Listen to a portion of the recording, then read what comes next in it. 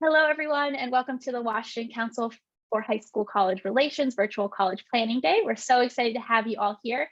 My name is Isabella. I'll be the facilitator for this session.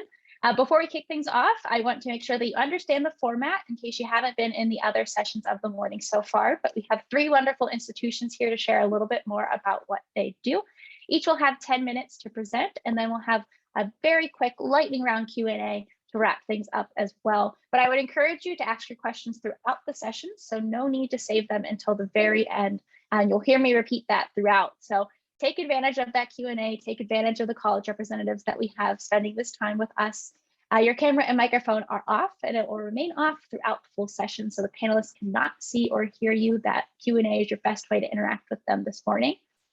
There are not more sessions, so no need to sign up for any others, but a note that the session is being recorded. So if you need to return to any of this information, you can do so within the next few days at strivescan.com/WashCouncil.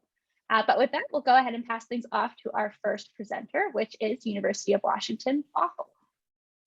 Hi, thank you so much. Good morning, everyone. I hope you all are doing fabulous. If anyone is from the Seattle area, we've been enjoying some sunshine lately, but now the clouds are here, unfortunately. It's still kind of warm outside though, so I guess I'll make it work. So hello, everyone. My name is Garrick Sherburn. I'm one of the first year admissions advisors at University of Washington, Bothell. I use the pronouns of he, him, and his. And today we're going to talk a little bit about UW Bothell. So as I'm sure many of you can have known or can gather at this point, that there's more than one UW campus out there. There's in fact 3 UW campuses. So UW Bothell, UW Seattle, and UW Tacoma. The great thing about the University of Washington is that these 3 campuses are all very different in terms of size, location, and like college experience. So determining on what you want to major in and how you want to study that can influence which campus is the right fit for you. So Bothell, Washington, that's the city we're located in, so that's why we're called UW Bothell. We're about 30 minutes north of Seattle. That is a generous number. I would say we're probably like more like 45 with traffic, to be honest. But I guess with zero traffic, we're only about 30 minutes north of Seattle. And we're in a more suburban area. Bothell is kind of a smaller town, but we're close to the Seattle metropolitan area. There's all these big cities around us as well. So there's a lot of the greater Seattle area, but campus itself is definitely a more quiet, more intimate experience overall. So University of Washington, while we have 3 different campuses, they're all part of the University of Washington. So when you graduate from UW, your diploma will say University of Washington. It's not going to say Seattle, Bothell, or Tacoma. It's all the same curriculum, accredited through the same process. But again, they're very different in terms of experience and class size and student size. A great thing about the Bothell campus is that we have excellent faculty in the sense that they're just that. We have faculty. We don't have any graduate assistants or any teaching assistants teaching any of our classes. So you're working with the professionals in our field to gain the most holistic experience you can as a student, which is awesome. And then lastly, we're a very student-focused campus. So that means we are smaller in terms of size, which means our class sizes are smaller as well. So we really care about our students. An example I like to throw out there is that we do a climate survey every 2 years or so. And 2 years ago, the climate survey had identified that parking was a little bit of a problem at UW Bothell, especially in peak hours. It's taking a little bit long to find parking. So UW Bothell responded by building a parking garage that opened in September 2020. Obviously, during the 2020 time, there was no one on campus to use it quite yet. But that parking lot is now available, and hopefully it'll alleviate some of the parking pressure that was previously found. So UW Bothell is looking at student challenges and responding by giving opportunities for students, which is awesome. So as I mentioned, we're a smaller campus, so we have about 6,000 students on campus in comparison to UW Seattle, about 45,000 students. So like an eighth of the size, really. So a lot more of an intimate experience. Average class size about 30. So this means you'll probably know your professor by name. They'll know you by name. A lot more group work, a lot more intimate experience overall together. And then the resident tuition is around $11,000. And this will be consistent across the 3 UW campuses. And this is for Washington State residents. If you are out of state, there's a different rate for you. But you can declare Washington State residency down the line. So yeah. So let's talk about the admissions process, the cycle. So for first year students, we are on the coalition application. If you've never heard of the coalition application, that is totally okay. It's very similar to the common application in the sense that you can fill out the application once and apply to multiple schools with that one application. So us and UW Seattle are on the coalition application. So we try to make it easy for you in the process, saving you time, energy, using the same application both to apply to both campuses. You will receive separate decisions from each campus, but it will save you time by using the coalition to only have to fill out the application once for both campuses. We have 2 application deadlines, which gets kind of confusing. So let's talk about both of them. So November 15th is our first one. That's our early action deadline. So if you apply by November 15th, you will receive an admissions decision by the new year. That decision is non-binding, so you can still apply other places, go other places. This will just give you early information if you've been admitted or not. Our regular decision is January 15th, so you need to get your application materials in by January 15th in order to receive full consideration for admission. And then our financial aid deadline is January 15th also. Again, we try to make it easy for you as much as possible. Our financial aid is done through the FAFSA and the WASFA, so you make sure to fill out those applications as part of your overall college search process. And then May 1st is National Confirmation Day. This is for all colleges in the US, and you'll decide which college you want to go to on May 1st. This timeline will take place in your senior year of college or high school. So if you are currently a junior or sophomore, this is something to look forward to. This is what's going to be taking place a little bit later down the line. So the last thing here, let's talk about what we look for on the application. So when we do our application evaluations, we do this process called holistic review. And if I can break it down simpler, is that we don't have an automatic admit or automatic deny based on GPA and test scores alone. So we look at multiple factors in making our admissions decisions. So cumulative GPA, grade trend, rigor curriculum, so including like Running Start, high school, college and high school, AP, IP. Those are all academic pieces. That's kind of like half your application. The other half of your application, the personal statement, your activities and extracurriculars, additional comments, those are all narrative sections that you can tell us about yourself that we are not able to see on your academic piece of you. So that's the other half of the application. And together they make up your whole application. So when we're looking at making admissions decisions, we're looking at all those factors as part of the process. And the reason that we have so many different factors that we're always looking for reasons to admit people, we're never looking for reasons to deny people. So if you can provide us evidence to support your admission, we're going to take it and we're going to utilize it. Last thing real quickly here, I do see, or you should see that we have moved to test optional for SAT and ACT. I'm so proud for University of Washington to make this move. Just for some quick context, over the past couple of decades, actually, the SAT and ACT have been under evaluation in terms of, are they really giving us a picture of how the student will do in college? And through UW's research and understanding of the admissions process, they determined that no, the test is not going to give us a good indication how students will do.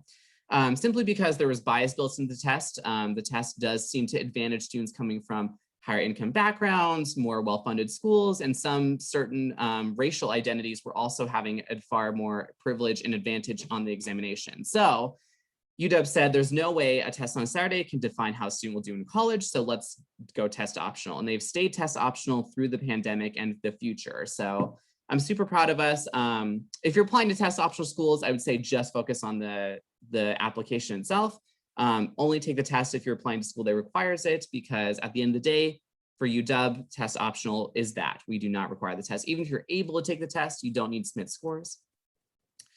With that being said, we do come across an average, but this is the average. So this is our middle 50%. So 25% of our students will fall above the scale and 25% of our students will fall below the scale. And the reason for that big spectrum of, GPAs and tests, if possible, is that our holistic review process does that. It really does give a big spectrum, those multiple factors in making a decision.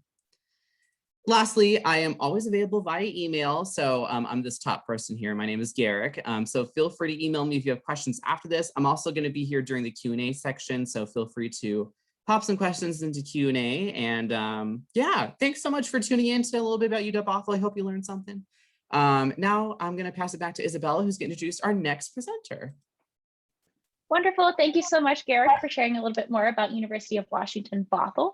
Before I pass things off to our next presenter, I do want to make a quick plug for that Q&A that Garrick was mentioning. And so don't forget that you do not need to save your questions until the end of the session. You can ask them at any point through that Q&A. But with that, we'll go ahead and pass things off to Cornish College of the Arts. Thanks so much, Isabella. Let me get this open. Alrighty. Hello, everyone. My name is Albert Rubio. I use he, him pronouns, and I'm an admissions counselor here at Cornish College of the Arts. Cornish is the premier visual and performing arts college located in Seattle, Washington. We are over 100 years old, and we are also one of the few arts colleges in the country where visual and performing artists actually get to study together. This is our founder, Nellie Cornish, or Aunt Nellie, as many of the students used to call her back in the day. And she really believed in innovative education through exposure to all of the arts. And that perspective of hers really led to some of the greatest innovations in the arts during the early 20th century. It shaped much of how we create and appreciate work today. And it also helped to put the Pacific Northwest, and specifically Seattle, on the map as a thriving arts community. And as the college has evolved over these 100+ years, we've developed this mission. And it is to provide students who are aspiring to become practicing artists with an educational program of the highest possible quality in an environment that nurtures creativity and intellectual curiosity while preparing them to contribute to society as artists, citizens, and innovators. And we realize this mission by offering baccalaureate studies in the performing and the visual arts, and by serving as a focal point for public presentation, artistic criticism, participation, and discussion of the arts. Our degrees are really designed to help our artists build all of the skills that they'll need to navigate the professional landscapes of the 21st century. We'll be educating you in critical thinking, creative problem solving, collaboration, and the generation of new work. You'll be focusing on traditional as well as interdisciplinary and experimental art forms. And your faculty members at Cornish are actually required to be professional working artists. They're committed mentors as well, but they maintain thriving careers in their respective fields. They maintain all of their industry connections. And this really provides them with all of the knowledge and skill necessary to train artists of today, because they're still making work today. The Cornish community is also dedicated to small classes, mentorship, and personalized instruction. The average class size is about 13 students, and our faculty to student ratio is 1:7. So as an artist studying at Cornish, you are going to get all of that individualized and personal instruction that's super important to a successful arts education. We are an urban campus located right in the heart of downtown Seattle, and we are immersed within the arts and culture of the city. Seattle is one of the world's epicenters for the visual and the performing arts, which really makes it an ideal city to pursue an artistic education. Seattle houses some of the country's best live music, theater, and dance companies, a popular music scene that has garnered both national as well as international attention. We've got over 20 live theater venues. We also have Pioneer Square, which is known as one of the country's most prominent art gallery districts. Seattle is also home to the Fifth Avenue Theater, which is known for producing new musicals before they go to Broadway. Seattle International Film Festival, the largest independent film festival in the country. Seattle Art Museum and the Upstream and Bumbershoot Music Festivals, just to name a few of the many, many arts organizations you have the potential of interfacing with. Essentially, Seattle is a thriving professional community for practicing artists and designers, and Cornish has been at the forefront of the Seattle creative scene for more than 100 years. In terms of our exact location, we are located in Seattle's South Lake Union District. That's where Amazon maintains all of their campus spaces. So it's super built up, super safe. It's also busy during the week and then quiet on the weekends, which is really nice. We're actually right down the street from the Amazon biospheres. And our campus is surrounded by creative agencies, architecture and design firms, many nonprofits, and we're within walking distance from all of the prominent creative spaces for art and culture. You'll find Cornish alumni, faculty, and even your current students making lots of bold, innovative work all over town. You're also going to have access to a variety of state-of-the-art creative and performance spaces, and these are available for use by all of our majors, regardless of their discipline. Visual artists are making art in individual and shared studios, materials labs, editing and recording suites, and much more. And performance artists are rehearsing, performing, and learning in a wide array of practice spaces, black box studios, historic concert halls, and the iconic Cornish Playhouse and Al Haddif Black Box Studio, which are located in Seattle Center. That's most famously where the Space Needle is, but it's also a large complex that houses all of Seattle's major large-scale arts and performance venues in the city. Currently, we are training students from 38 states in 18 countries, and many of them live right here in the Cornish Commons, which is our state-of-the-art 20-story residence hall that we actually had built with artists in mind. So what does that mean? It means that it features plenty of space and lots of special amenities like private bathrooms, movement studios, practice rooms. There's even an art studio up there. 20th floor is also reserved just for our residents, and it boasts amazing views in all directions. You've also got a gym up there, app-connected laundry and dryer, kitchen. There's even an outdoor area on the 20th floor that's open air, and it's got a grill, Bose sound system, so you really can live, create, and perform all without ever leaving the building if you want. We are typically known as the BFA school. So mostly we offer Bachelor of Fine Arts degrees. In the visual arts, we offer those in these majors over here. And we offer BFAs in the performing arts in these majors over here. For music, we actually offer a Bachelor of Music, which is kind of similar to a BFA. It's just as intensive. And then we offer a Bachelor of Arts option for transfer students who are applying with an associate's degree or equivalent, and that'll give them the opportunity to finish school at Cornish in 2 additional years of training in any of those BA degree options that you see over there. Beginning in the 2019-2020 academic year, we actually became the first and the only art college in the country to lower our tuition. We lowered it by 20%, and we award over $4 million in scholarships each year to over 95% of our students, with all of our admitted students being automatically considered for those merit-based scholarships that are guaranteed for 4 years.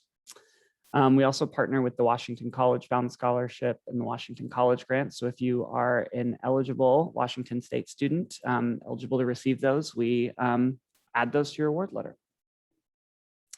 If you are interested in applying, you can go to apply.cornish.edu/apply. You can go to the Common App as well. And we are a test not required school. Priority consideration is going to be given to students who apply for admission and financial aid by our early action deadline of December 1. So that's that non-binding deadline. You'll know whether you got in by mid-December. You'll also be first in line for scholarship consideration at the school.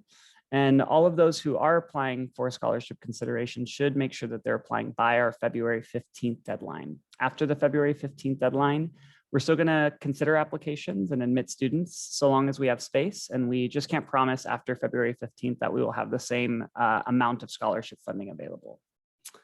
Thanks so much for listening. And I really hope that if there are any artists in the cloud right now that you'll consider applying to Cornish College of the Arts. Learn more at cornish.edu and reach out to admissions with any questions at all at admission@cornish.edu. Thanks. Wonderful. Thank you so much, Albert, for sharing a little bit more about Cornish College of the Arts. Before we head over to our final institution of the session, you're going to hear me make a pitch one more time for that Q&A. And so if you do have any questions about University of Washington Bothell or Cornish College of the Arts, or maybe just about college in general, don't forget that you have some college representatives here who are happy to answer your questions, and you can send those at any point through that Q&A. But from here, I'll go ahead and pass it on over to Yakima Valley College. Awesome, thank you. Hi, everyone. Let me just share my screen. Alrighty. So hello, everyone. My name is Carla Bravedon, and I am the Student Outreach and Retention Coordinator at Yakima Valley College in Yakima, Washington. Today, I'm going to talk to you guys a little bit about YVC, our admission process, some things we have to offer, and then hopefully answer any questions that you guys may have. All right, so how to get started. So the first thing that we want you guys to do as soon as you know that you want to be a student with us at YVC is for you to fill out a admission application. Our admission application is fully online. You guys can find it at this link, or if you just go to our website and search application, you should be able to find it. Our application is really, really short and simple to fill out. It's literally just going to ask you for your general information, like your name, your address, email, phone number. It's not going to ask for anything. Oops, I'm sorry. It's not going to ask for anything too crazy, like a personal statement or transcripts or references. It's just your very general information. So it's really quickly to fill out. It takes like 10 to 15 minutes to fill out. After you have filled out your application, we ask that you pay the admission fee, which is $30. a frequent question that I get is if we have a fee waiver, and unfortunately at YVC, we don't have a fee waiver. So we ask that you guys just pay the fee as soon as you can. And it's important to pay the fee because we will not process your application or give you a student ID number or even have you in our system until that fee is paid. So as soon as you know you want to be a student with us, get that paid off and fill out your application. Once you have completed both of those steps, the next step is for you to select your academic pathway. And I'm going to talk a little bit more about pathways shortly. This is just basically the degree or certificate that you guys want to pursue. After you have selected your pathway, we ask that you establish placement for English and math. And there's a couple different ways at YVC that you guys can establish placement. You can do that through high school transcripts, Smarter Balance scores, SAT scores, and ACT scores. And if for whatever reason you guys don't get placement through any of those documents, that's totally fine. Then we'll just ask you guys to take our in-house placement test. Our placement test in the past was done in person and was a $20 fee. However, because our campuses are closed, our test is fully online now and it's completely free. It's also gotten a lot easier. The math portion used to be a lot harder and now it's a lot easier. So that's kind of the nice thing. The other thing I do want to mention is that YVC does not require SAT or ACT scores. So you guys do not have to submit those to us if you don't want to, or if you don't take the test. After you have completed those steps, or even before you get started with those steps, we ask that you complete a financial aid application. FAFSA applications typically open early October. And so you guys want to do that as soon as you can, fill out your application and make sure that you select YVC as one of the schools. Once you become a student with us at YVC, we're going to give you access to a financial aid portal. And through this portal, you guys will be able to check your financial aid application. You'll be able to see there if you're missing any documents, if you're not missing documents, and then also track the status of your award. So it's really important that once you guys have your ID number and you're already students, that you are checking that portal to make sure that everything is good to go and that you have aid insured for the fall. After you have completed financial aid, we also encourage you guys to schedule a campus tour with us. Currently, our campus is close to the public, but we do offer a virtual tour. So if you guys are interested in looking at our campus, our buildings, and even classes, we do offer a virtual tour, and here are the links to that. Or if you guys just go on our website, you guys can easily find that virtual tour and see what our campus looks like. So pathway. So as I mentioned earlier, pathway is just a degree or certificate that you guys want to pursue. And we have quite a few pathways at YVC, and we have a ton of degrees and certificates. And so the 6 pathways that we offer are in arts and humanities, healthcare, business, exploratory, social science and education, and STEM. And so one thing to note is that none of these pathways are set in stone. So for example, if you start off with a healthcare pathway and then you take a quarter or two and you decide, nope, this is not for me, I want to switch over to arts and humanities, then that's totally fine. You can make that change. Just let your advisor know as soon as you want to make that change. That way they put you on the correct pathway and you're taking the right classes and everything is set up. The other thing I want to mention while we're here is that these are not all the programs that we offer. These are just some of the ones that we could fit in here. We have a full list on our website. So there's a ton more, and all of these programs can be made into certificates for a shorter period if that's what you're looking to do. The other thing I want to mention here is that YVC does now offer bachelor degrees. Previously, we used to only offer 2-year associate degrees, and so we used to be called Yakima Valley Community College. Now we're just called Yakima Valley College because we do offer 4-year bachelor degrees. And we do have 4 of those. Those are going to be in teacher education, business, IT, and dental hygiene. And so if you guys are interested in pursuing a bachelor's in any of those 4, then you guys can do that at YVC without having to transfer and at a fraction of the cost. All right, so what does YVC offer? So we have quite a few things going on our campus, and even with our campus being closed, we offer a lot of these resources to our students still. We have community service opportunities for those who are looking to get involved. We have over 20 student clubs on our campus, and students are more than welcome to start a new club with a couple buddies and an advisor. We have a newly renovated fitness center that just got done about a year ago. We have all brand new working out equipment. Everything in that building is new and it looks really nice. And so students can access that and go and work out. We do have athletics. We also have women's basketball, women's soccer, women's volleyball, men's basketball, and men's baseball. So for those who are interested in sports and athletics, we do offer that. We do offer as well trio and camp services. So if you guys are interested in joining those programs, you can find their application and more information on them on our website. You just type a trio or camp and a full page will pop up with information. We do also have Running Start on our campus, which is really popular. We have a lot of high school students from our local high schools who attend Running Start at YVC. And so we have a ton of Running Start students on our campus. And another thing that we offer that a lot of students and people don't know about is that we have dorms on our campus. And so a lot of community colleges and junior colleges don't offer dorms, but we do. And you guys can go see a quick little dorm tour on YouTube. The YVC is kind of located in the middle of Yakima. And so there's a ton of things going on, transportation all around, restaurants, activities to do around the campus. And so if you live on the dorms, you'll be pretty involved and it's fairly quickly to get around to places. We also have disability services for those with a documented disability. We do have a financial aid office and we are happy to help with FAFSA or WAFSA.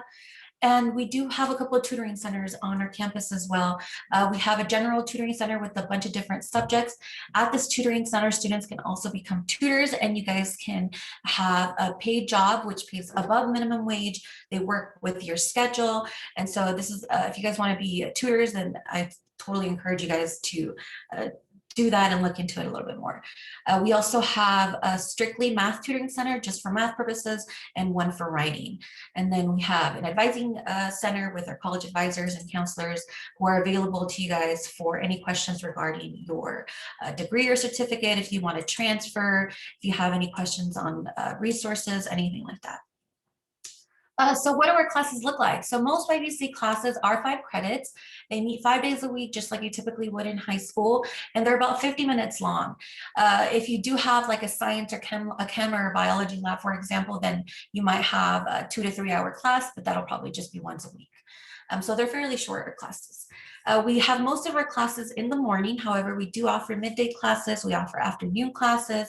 We have online classes just because a lot of our students are working or they have families. So we want to make sure that we have flexibility with our schedules. We do run on a quarter system, which is about 10 to 11 weeks long. And one thing I want to mention here is that if you guys are looking for an intimate experience to have small class sizes to really get to know your professor and maybe even your classmates, then YVC is a good place to do that.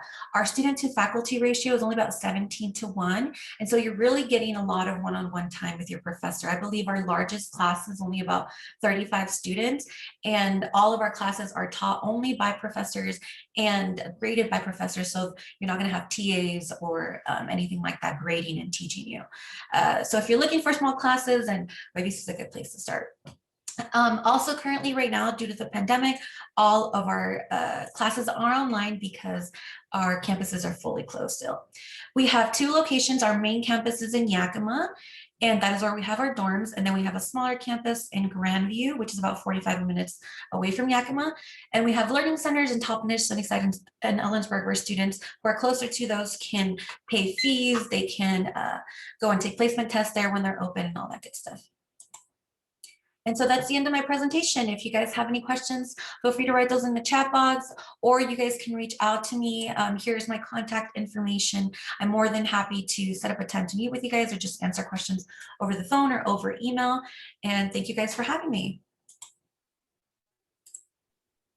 Wonderful. Thank you so much, Carla, for sharing a little bit more about Yakima Valley College.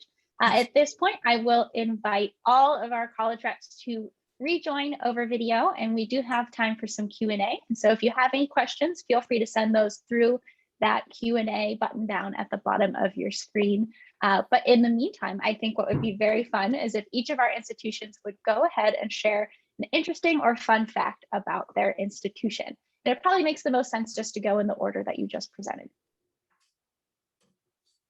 Fabulous. So I don't know if anyone has been to the Bothell campus before, but Bothell is located on historic wetlands. And so there is like campus, and then right next to it is this giant recreational wetlands area that's host to a lot of different animal life, and a lot of different plant life. And a lot of our students in the bio, environmental science, and chemistry program study inside the wetlands and then bring the research back to the classroom, which is like really cool. One fun thing we were doing, it was when we were in person, obviously, but we were doing an on-campus event like early in the morning. I was there at like 7 a.m. I was exhausted already. And I was waiting for one of my colleagues to bring something up from the office, and I was by the wetlands, and I saw like what I thought was a squirrel, but I kept like looking at it and I was like, that's not a squirrel. I don't know what that is. And so I Googled it and it was a weasel. I'd never seen a weasel in real life before, but there was one near the wetland. So I was just like, that was really fun. So if you're ever at Bothell, just check out the wetlands. You don't have to be a student, check it out either. You can just be a person in Washington. So I'd encourage you to explore it sometime. It's fabulous. Awesome. I think a fun fact for Cornish is that we're actually constructing 3 new creative spaces right now. We're constructing a brand new sculpture lab that's going to have 3D printers, laser cutters. There's going to be ceramics in there, metalworking, woodworking, all in this new space. We're also constructing a brand new public-facing art gallery that's going to, of course, feature the work of our students, but we're also going to be bringing in nationally known artists to present in that gallery as well. And then we're constructing a brand new theater, which is located kind of in the same complex as the gallery. And it's a multi-purpose performance venue. So it has a Constellation sound system, and we'll be the only college in the country that has that. And that sound system literally means we can change the acoustics of the space for film, for dance, for music, for theater. So that's all getting constructed and coming online, the sculpture lab this fall, and then the rest of it next fall. Awesome. Kind of similar to Albert, we actually have 3 new buildings that we just opened. Well, they're technically not open to the public, but they're ready to go for when we do open. And so we have 3 new buildings, which are kind of across this campus that you guys see behind me. They're across the street. And those 3 buildings, the first one is divided in 2, and half of it is our Larson Gallery. So for art displays, all our art students, all that good stuff. And then the other half is a wine tasting room. And so YVC does have a wine making program. We do already have one wine tasting room in Grandview, but it has grown so much so that they wanted one in Yakima. So now people can go in and check out the art and then walk over and maybe buy some wine, taste some wine. The middle building is a new healthcare department for our allied healthcare programs. Previously, they didn't have much room and they were kind of crammed in a small building. And now they have this huge facility with a bunch of new rooms and study rooms and classrooms. And then the third building is a, what is it called? A conference room. So previously our largest room at YVC was only able to hold about 100 people. And so now with this conference room, we can have hundreds of people. We can actually divide the building into multiple spaces to be used. And so we're really excited to get these open to the public, hopefully soon. They're ready to go. And so we're really excited about that. Wonderful, great. Yeah, thank each of you so much for sharing a fun fact. Those are good ones, weasels and Constellation sound systems and wine tasting. I definitely learned quite a bit from your fun facts too. So props to all of you for that. So I think that will about wrap up our session today. So a big thank you to our college representatives for joining to share a little bit more about their institutions, but also a huge thank you to you all for joining as well. We hope that you found some helpful information throughout the morning. Don't forget that this session was recorded. And so if you need to return to any of this information or to our college representatives' contact information, you can do so within the next few days at strivescan.com/wash council. Another quick note that there will be a very quick survey that will appear on your screen as soon as this session wraps up. If you don't mind filling it out, it's super helpful for us to get some feedback as we continue to plan events such as these. So a big thank you once again to our college representatives, a big thank you once again to all of you, and I hope that everyone has a wonderful remainder of their day. Thank you, bye. Bye, everybody. Bye. Bye.